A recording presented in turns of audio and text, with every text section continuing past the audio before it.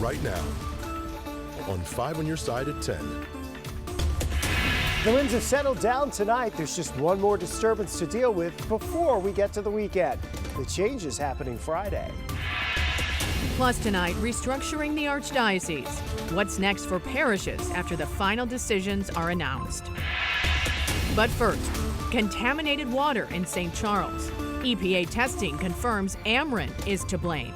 So this has been kind of a bureaucratic witch hunt for months until we finally got to the point where it was undeniable. The orders from the federal government to the utility company. Tonight, contamination confirmed. Now Ameren, Missouri must clean it up. Good evening, I'm Ann Allred. And I'm Mike Bush. Ameren is sharing its plan for the Elm Point well field, but for some neighbors and city leaders, the plan doesn't go far enough. Brent Solomon is just back from St. Charles after sitting down with the mayor. Brent. I certainly did. The utility company says it is now cleaning up the contamination and making sure it's following the EPA's safety standards. Ameren says the work will be done by March. Tonight, the mayor tells me it's not enough. Diane Sider is vocal because for her and her neighbors, this really matters. Everybody needs clean water. Thursday, we shared with her the EPA has now determined an Ameren substation caused contamination at the Elm Point well field, which provides water for some 30,000 families in St. Charles. Nobody wants to live in a place where their water is toxic. Ameren says it has now started implementing EPA-approved measures to contain and remove remnants of cleaning solvents used decades ago. Treatment techniques are now underway with completion set for the end of March. Are you pleased with that plan? No, we think that plan's inaccurate. We don't think it goes deep enough. St. Charles Mayor Don Borgmeyer. We're doing our own monitor. We're putting in 26 monitoring wells all through our well field so we can constantly keep track of what's going on in the well fields. They're doing spot checks and stuff like that. He wants Ameren to build a new well field altogether and foot the bill. I don't think our people should pay for that. They didn't do it. Sider is siding with the mayor. Instead of spending money cleaning up, let's spend the money to drill new well fields. They've been cleaning this site up for I don't know how many years, and obviously it's still, toxic. So why continue down that path? It just seems to be prolonging the issue. Neighbors have packed community meetings about this, and there's another one coming up on Thursday, February 23rd. It's at 6 p.m. at the St. Charles Borromeo Catholic Parish. The EPA will be there to take your questions. Brent, thanks. Tonight, carjackings involving teens continues to torment the St. Louis area. One of the latest crimes happened around this time last night outside Four Hens Brewery south of downtown. New tonight, Robert Townsend reports police are still looking for 2 young suspects. What happened to a guy right here in this parking lot outside Four Hands Brewing Company Wednesday night was definitely on a lot of people's minds tonight. Just before 10:30 Wednesday night, a man told police he was standing in the popular brewery's rear parking lot on South 8th Street smoking a cigarette. He told officers 4 teens in a black Chevy Cruze pulled up. One of them hopped out with a rifle, demanded his wallet, cell phone, and car keys. When the victim complied, the teens took off in his Ford Escape. I mean, it's unfortunate. Obviously, we have an issue with violence here in St. Louis, but why do we have that issue? Why are young people choosing to partake in these types of activities? Police later recovered the man's stolen car and arrested a 16-year-old boy and a 16-year-old girl.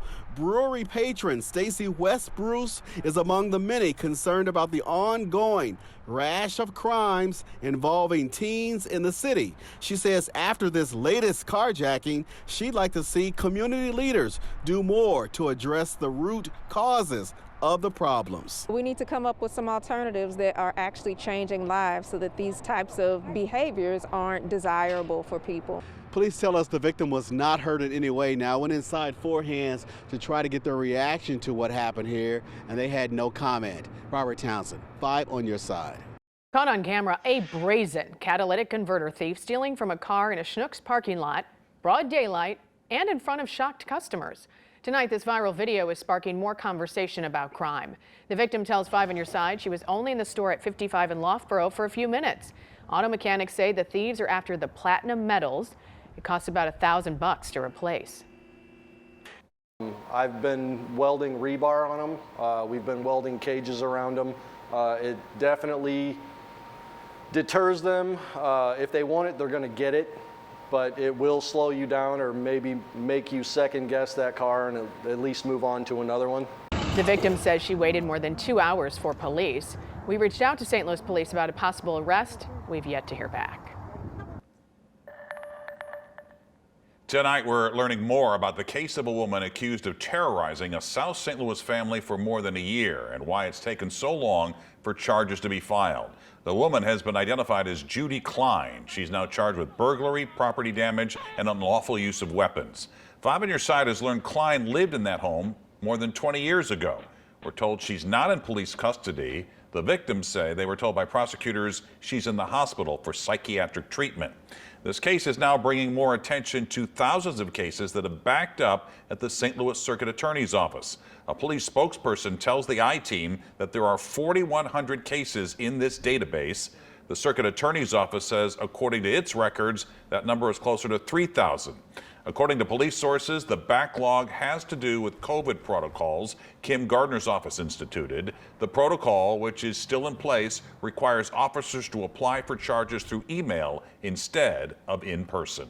Tonight, we're taking a more in-depth look at the latest draft of All Things New and what this will mean for Catholic churches across the Archdiocese of St. Louis. The new plan breaks down 178 parishes into 88 pastorates. Pastorates are one church, some cases several churches, run by one priest. Just a few hours ago, our Laura Barczewski sat down one-on-one with the man heading up this restructuring plan to answer some of the biggest questions. A lot of the parishes that are kind of going to remain the same with one pastor, one pastoral team and staff, those are maybe the larger parishes that we see a lot of growth in. Is that how that works? I think certainly when we would look at the Archdiocese of St. Louis, we look out at St. Charles, and we all know that in the greater St. Louis area, lots of people are moving to St. Charles. So there is a lot of stability in certain areas out there and some anticipated growth that we would look at. In other areas, we'd say it's a stable community, but it might not be as large or vibrant as it once was, and so maybe they won't have as many priests moving forward as they have. Whereas in other communities, we know that the communities have shrunk to the extent that we really do need to kind of bring them together and have them collaborate. A lot of where this could possibly happen from looking at the maps is that downtown where we have a lot of these individual churches kind of all close together. I think it's not the only area that we might see some of it happening. And I should make the clarification too, there's a difference between a parish merging with another parish and an actual church building being closed. And so those are two different conversations actually. And so to bring two faith communities together is one question, but the church strives to sustain church buildings as long as feasibly possible. There are no immediate recommendations right now to close a church or to sell a property. It really is first bringing communities together. And so after May 28th, what exactly will happen? What can parishioners expect to see happening in their congregation? So on May 28th, I think that they'll see basically the Archbishop's announcement of these are the pastorates moving forward. The next wave will probably be priest assignments. And so you'll see probably a significant shift of the priest across the Archdiocese and saying now our first marching order is how do we start bringing these communities together? And how do we discern things like masses on Sunday? How do we discern what new ministries can we try to begin as we come together as a people of God? And Laura joins us now. Another important thing to reemphasize to everyone is that this does not involve schools. Nothing has been decided yet about the schools. So Laura, how do parishioners give their feedback? They're asking for feedback on these new drafts, the final drafts regarding the parishes. And parishioners can give any feedback they have to their pastor, and then the pastor will bring that to the Archdiocese to help finalize this plan. People have until next Wednesday, February 15th, to get that feedback in. You can watch that full interview on ksdk.com. Laura, thank you. Tonight, Missouri Attorney General Andrew Bailey is launching an investigation into Washington University's Transgender Center. And Senator Josh Hawley is calling for a federal probe. This comes after a whistleblower raised warnings about medical ethics and safety standards she observed at St. Louis Children's Hospital. St. Louis native Jamie Reed, a queer woman, worked as a case manager, and she told the Free Press she thought she was saving trans kids. Now she's calling for more scrutiny around puberty blockers and hormone chemicals often prescribed to children in gender transition procedures.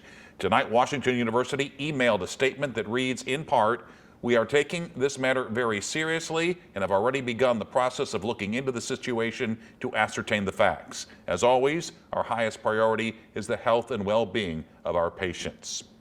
Now, Promo, an LGBTQ advocacy group in Missouri, says it has heard dozens upon dozens of positive personal stories from transgender and gender nonconforming youth and families about the ethic of care they received at Washington University Transgender Center.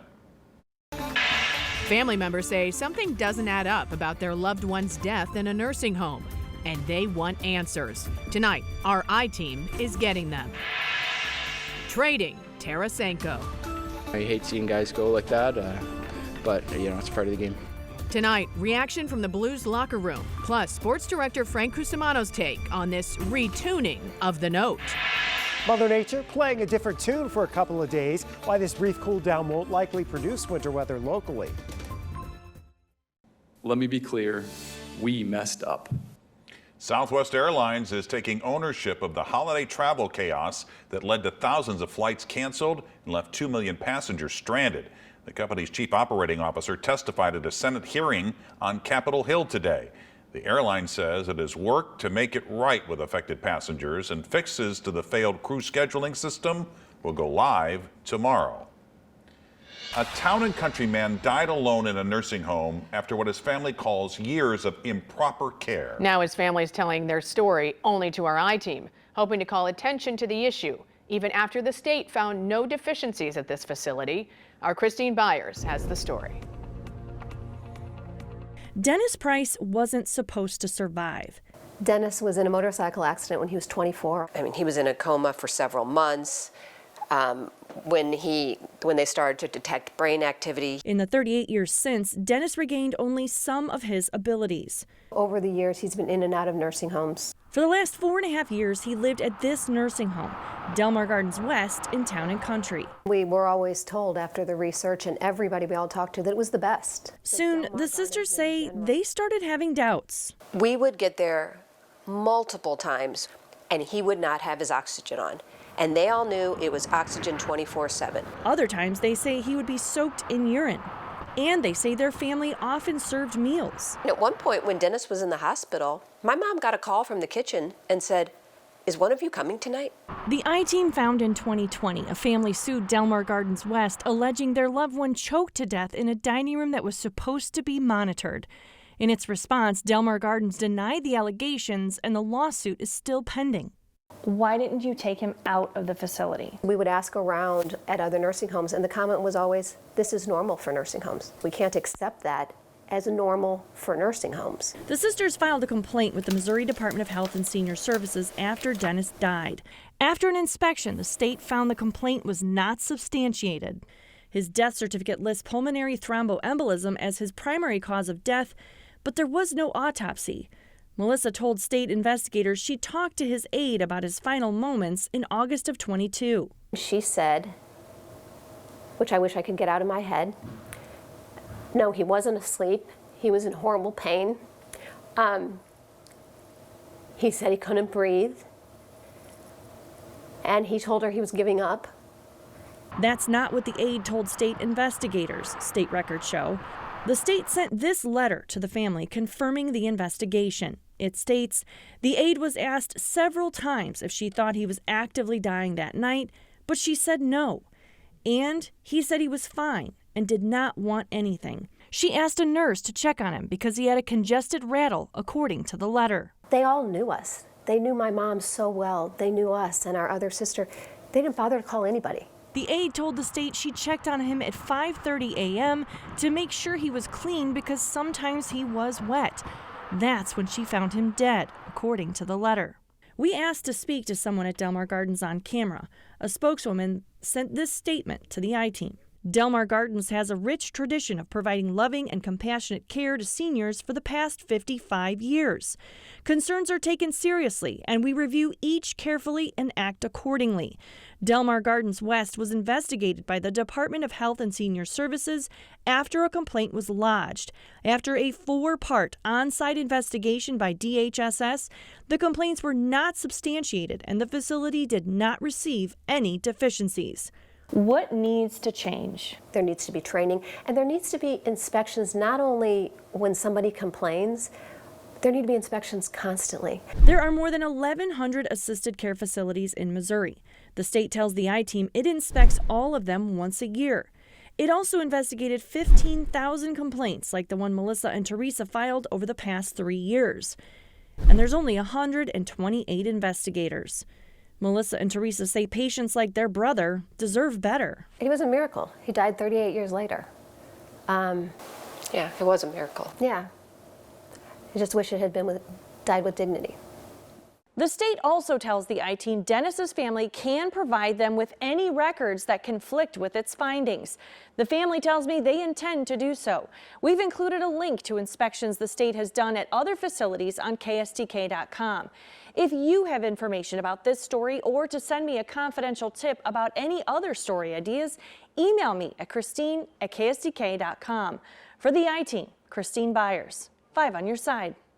It might still be early February, but it's never too cold for a St. Louis favorite. Ted Drew's Frozen Custard opened for the season today. The stand on Chippewa closed last month for the annual winter break. The first Ted Drew's opened in 1929, but not in St. Louis. It was in Florida. The old stand on Natural Bridge Road opened the following year. The concrete wasn't invented for another 30 years. Ted Drew's is open every day from 11 a.m. until 10:30 p.m.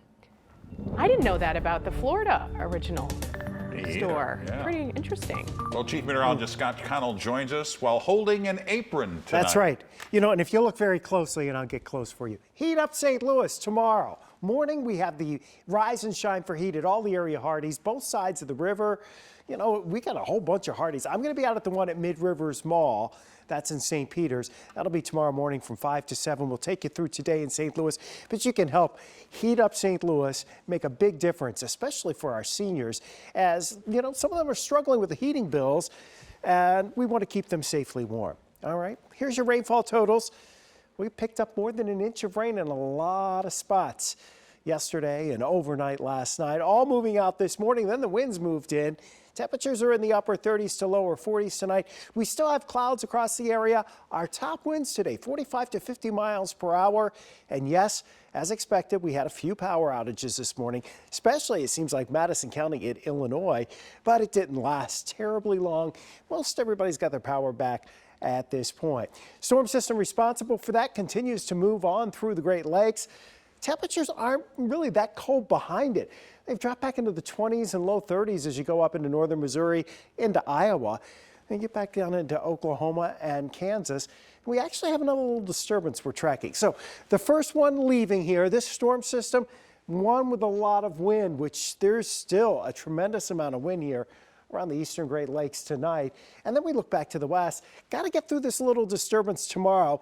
The good news is it's tracking a little farther south, and so that means the better chances for any rain or snow would likely end up to our south with this system. We likely will continue with the clouds overnight. Temperatures in the low 30s by tomorrow morning. The winds, though, have settled down considerably. Tomorrow, not as blustery. Sure, there'll still be a breeze, but it's not as blustery. So through the overnight hours, clouds keep rolling back in and thickening. You see a little snow down over the Ozarks. Not going to be a lot, but it tends to fizzle out pretty quickly. Skies will be clearing from northwest to southeast through the course of your Friday. It's chilly, sure, but it's February, supposed to be, right? We'll have a cold morning on Saturday. Teens, low 20s to start out, but then back into the 40s with plenty of sunshine. By the time we get to Sunday, a few clouds start to arrive late in the day. Have a pretty good weather system with some mountain snows, eastern Tennessee, western North Carolina. If you're traveling that way down towards Interstate 40, be alert, because going over some of those higher elevations could be a problem, but not for us. Clearing skies tomorrow afternoon, 41 will be your top temperature. Here's your next 10 days. This takes us into Valentine's Day, which is not going to be particularly nice in St. Louis. Looks like it's a soggy one with showers quite likely, maybe a little break on Wednesday, and then more rain on Thursday. Could even have some stronger storms at some point down to our south through this time period, so we'll keep tracking that. Good news, though, is it's a pretty bright weekend, it's a dry weekend, and temperatures aren't all that bad. All right, now you need to go to sleep. You have to be at Hardee's at 5. That's right, yes. Fast. I'll set my alarms. All right, thank you, Scott. Frank? And one of the greatest Blues players of the last decade was traded today. That story. And did Torrey Holt make the Pro Football Hall of Fame? Those stories coming up next. The Sports Desk is brought to you by Jim Butler Chevrolet, the Midwest's #1 Chevy dealer, 10 years running. The Blues returned to practice today at Centene. Vladimir Tarasenko was there, and that's when he and his teammates found out he was being traded. The Blues' 5th all-time leading goal scorer and Stanley Cup champion was sent to the Rangers. Here's how the trade looks. Tarasenko to New York along with defenseman Nico Mikkola. In return, they get back former Blues forward Sammy Blais plus minor league defenseman Hunter Skinner, a conditional first-round draft pick this year and a 4th-round pick in 2024, which could end up being a 3rd-round pick. I was in the locker room and got this reaction from his teammates. We've been through so much since I've been on this team. You know, he's always been there and such a huge piece for us, and obviously winning together. It's sad to see him go. Tough, situation for sure, and obviously we haven't performed well enough to, that's what happens. Trades are made. It's scored a lot of goals for us. It was huge in the playoffs, part of a cup team, and a guy that you can obviously, look back at however many years, and got an opportunity to play with him on his line for a lot of those years with him and Schwartzy. So, he's definitely helped my career and made me a better player too. It was a huge part of just kind of helped me kind of get involved and just becoming a good teammate, and he's obviously kind of shown what it's been like to be a Blue for a long time. So, it's obviously tough for sure. I love the move for a lot of reasons. One, you can't have a talent like that walk and get nothing in return. You can't. Two, I like when it was made, 22 days before the deadline. Now, if you played him, he could have gotten hurt. And this version of Tarasenko will not help you anyway. He didn't seem real motivated at the end. Hey, great player, but you're in 11th place in the West with him. It's time to retool the franchise because this group no longer works. At the NFL Awards night, they had a moment to remember. Damar Hamlin walked out on stage to take a bow and be with the healthcare workers who saved his life in Cincinnati. They also announced the new Hall of Fame class. We're happy to say former Big Red coach Don Coryell got in. His daughter walked on stage on behalf of her late father. We're disappointed that Torrey Holt from the Rams did not make it, darn. So when you want to impress your spouse, you clean the house. If you want to impress the NCAA selection committee, you beat good teams on the road. SLU has that chance tomorrow night at Dayton. The Billikens are 16-8, Dayton is 16-9, and they have won 20 of their last 21 home games. Budding rivalry in the OVC, SIUE at Lindenwood, and a nice crowd in St. Charles. Lions hot early, Kevin Caldwell good from 3. Jacob Tracy follows his lead. SIUE would get back into it. DeMarco Minor nails that triple. Cougars win 63-58. Adam Wainwright is our special guest at 10:30 Sunday night for Sports Plus. Corey Miller will join us from spring training. That's if he can pull himself away from his expensive seafood dinners in Florida. And we look back at a courageous coach who battled ALS, John Renaud. All right, Frank, so we know Tarasenko's been traded. The trading deadline is about 3 weeks away. Do you expect Ryan O'Reilly and some other Blues to be traded as well? Yes, I think Ryan O'Reilly will go. I also think that Ivan Barbashev will go. These are two talented players who could yield a lot in return. Now, Mike, there's a chance they could let them go, get draft choices in return, and re-sign them because the franchise has a real affection for Ryan O'Reilly and Ivan Barbashev. But I think they will both be gone before the deadline. All right, Frank, thanks very much. Coming up, love letters in the 21st century. They're not coming from the heart. They're coming from your phone. Missouri Governor Mike Parson is betting on the Kansas City Chiefs in Super Bowl 57. He placed a friendly wager against Pennsylvania Governor Josh Shapiro, who has his money, of course, on the Philadelphia Eagles. The loser will have to fly the winning team's flag at the state capitol.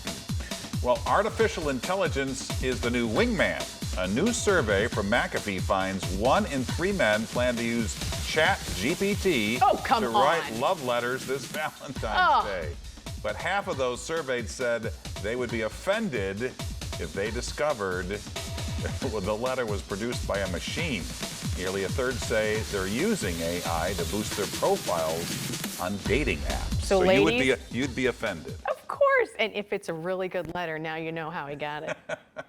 And there you have it, 5 on your side at 10. The Tonight Show starring Jimmy Fallon is next. He has Matthew McConaughey tonight. Start your day with Today in St. Louis beginning at 4 a.m. You can see Scotty at Hardee's. Have a great tomorrow.